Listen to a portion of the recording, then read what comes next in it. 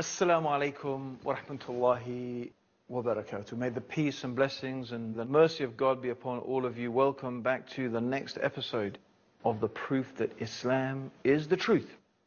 And today we're going to be talking about the scientific miracles of the Quran, those statements in the Quran and the sayings of the Prophet Muhammad, the hadith of the Prophet sallallahu alaihi wasallam, may God's peace and blessings be upon him, that are truly remarkable, that beg the question, how could such information be in a book 1,400 years old?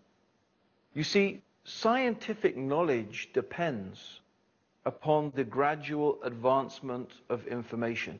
We can only know a certain thing in scientific terms when something has been studied and observed and examined. And of course, the ability to study and observe and examine something depends largely upon what is available to us in order to be able to do that. So for example, how much can we know about the stars and cosmology if we don't have access to powerful telescopes and different ways of interpreting and gathering and then interpreting data from the universe around us?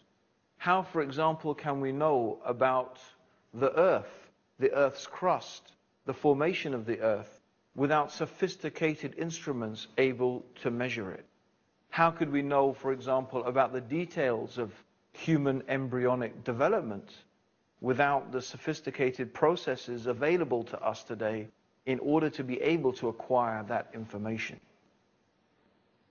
This is something concerning how scientific knowledge comes to us. What if we were to come across a book, an ancient book, 1,400 years old, and this book was going to give us information? It was going to reveal facts that we have only discovered recently through our hard-earned scientific method of investigation.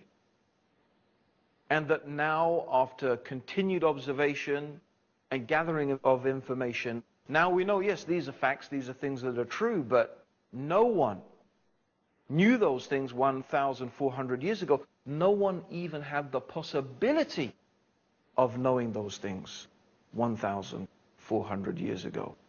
Then surely this begs the question, where could such information come from? Where could a book so ancient have received such knowledge that is so modern? This is the question we are going to be exploring in the next few episodes of the proof that Islam is the truth. And what we want to remember is that the Quran is a miracle for all times. It was not only a miracle for the Arabs living in Arabia 1,400 years old. For them, the language of the Quran, its structure, its rhythm, its whole meaning was a miracle for them. They would hear the Quran as we've shown, and they would embrace Islam. It was enough for them. They knew that no human being could produce a work like this. We are not Arabs. We may hear the Quran, we may find it beautiful, we may not find it beautiful. So the linguistic miracle of the Quran, the miracle of the Quran's language, it doesn't mean that much to us. But we do believe that the Quran is a miracle for all times. It is just as much miraculous for you today as it was for those people living 1,400 years ago. But the way it is miracle, the aspect in which it is miraculous, is obviously going to change, because the things that we consider to be important today are not necessarily the things that the Arabs considered to be important 1,400 years ago.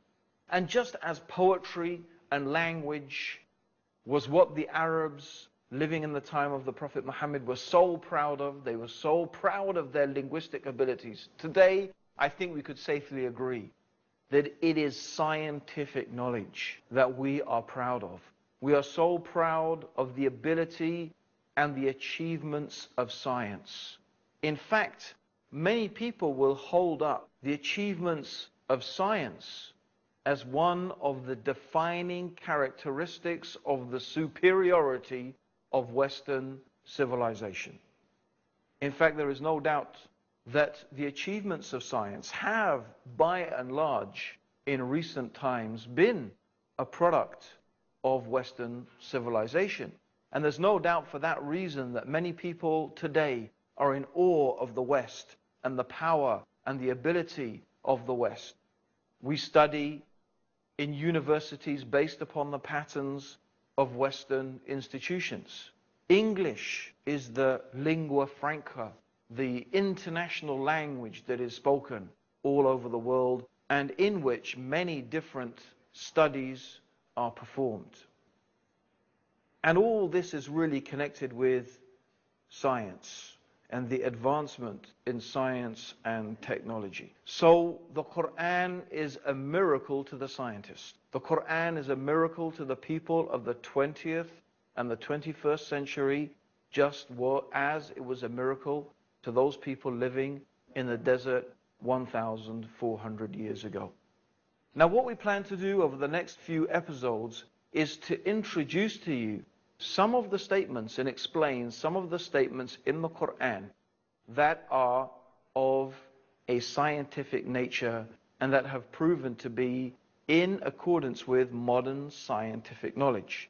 Now, before we go into it, I do want to mention a very important matter. And that matter is that the Quran is not a scientific textbook. The Quran is a book of guidance. In the Quran, Allah says, Alif Lam Mim, ذَلِكَ الْكِتَابُ لَا رَيْبَ فِيهِ هُدًى لِلْمُتَّقِينَ. Alif Lam Mim. This is the book without doubt. In it is guidance for the pious people. So the Quran is fundamentally, essentially, before anything else, it is a book of guidance. It is a book that teaches us who is Allah, who is the Creator, that there is only one God, that is